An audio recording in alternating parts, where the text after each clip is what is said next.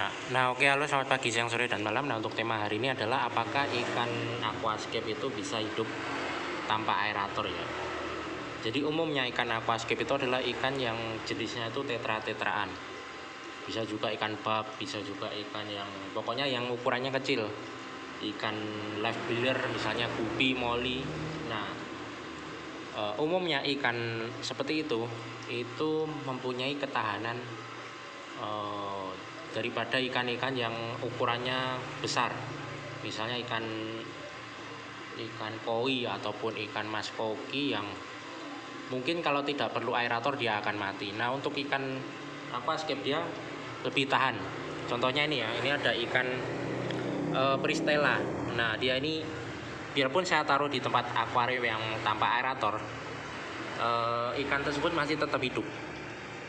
Atau contohnya seperti ini, ada ikan Botia India. Nah, ini juga tahan juga.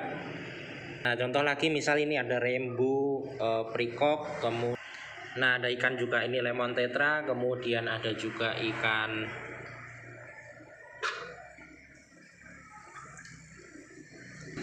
nah ini ikan Emperor, kemudian tadi ikan lemon tadi. Nah, yang ini ikan lemon, kemudian ada juga ikan silver tip kalau tidak salah ini. Siripnya itu kayak muncul warna perak-perak di ujungnya itu. Nah, kemudian ini ikan yang 1000 umat, ada ikan glowfish. Nah, ikan glowfish dulu kan waktu masih mahal-mahalnya itu kan sekitar harganya 50.000 per ekor kan bilangnya wah ikan ini harus ini harus pakai perawatan ini biar nggak mati. Nah, nyatanya tanpa aerator dia tetap hidup ya.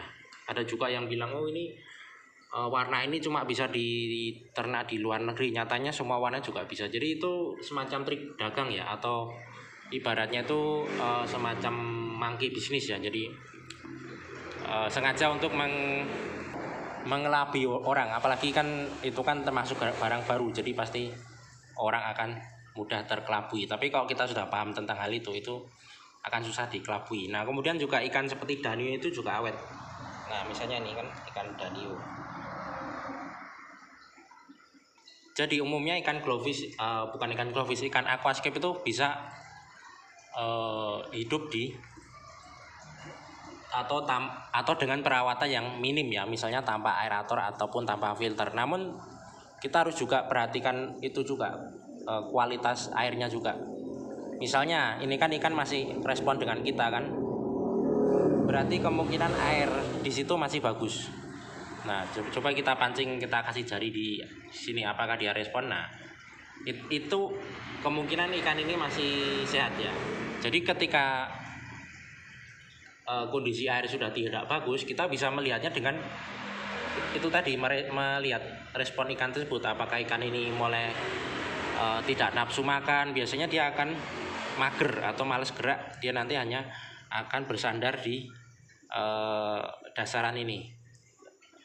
Atau mungkin nanti dia mulai gerakannya tuh pasif, tidak respon. Misalnya kalau ada orang dia biasa saja diem, nah itu kemungkinan ikan itu sudah akan sakit ya, atau stres karena mungkin kondisi air yang tidak bagus. Jadi kita harus segera menggantinya. Jadi solusinya kalau misalnya kita memelihara ikan tanpa aerator atau tanpa filter, kita harus sering-sering mengecek kualitas air. Bagaimana cara mengeceknya? Kita lihat saja gerakan ikannya. Misalnya ikannya ini masih respon terhadap kita, berarti masih aman. Tidak perlu kita otak-atik airnya. Tetapi ketika sudah misalnya ikan ini sudah tidak respon, misalnya dia ini hanya mager atau hanya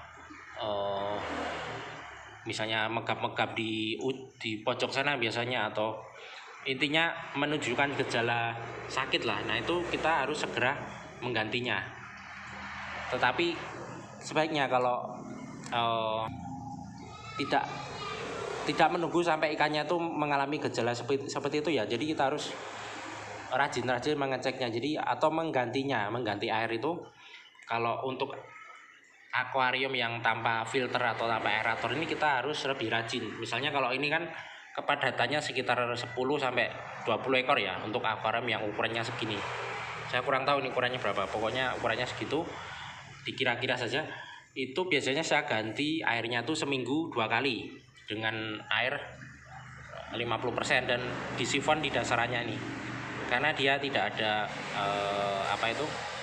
tidak ada filter yang bisa menyedot kotoran, jadi harus disedot secara manual. Dan saya memakai juga itu biofoam yang tanpa aerator.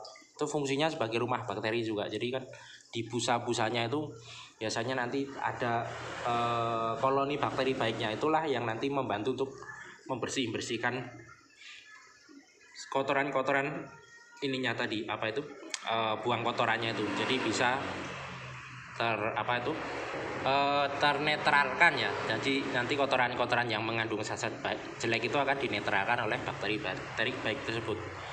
Nah, sebenarnya ada ikan-ikan banyak sekali yang bisa ya hidup tanpa aerator, terutama jenis ini tetraan, kemudian sepat-sepatan, misalnya sepat aliu, sepat parades, sepat madu, kemudian ikan bab, misalnya ceri bab, ikan ceker bab, itu bisa juga, itu tahan juga. Kemudian intinya macam-macam, koridoras itu juga bisa, koridoras. Intinya kita harus perhatikan juga jumlah populasi ya. Misalnya kalau kita sudah merawat ikan yang dengan kondisi tidak layak, tanpa aerator dan tanpa filter, nah kita jangan mengisi stok ikan terlalu banyak, karena nanti pasti akan mengalami kematian juga ikannya, atau kematian massal ya. Jadi itu saja. Jadi selamat pagi, siang, sore, dan malam.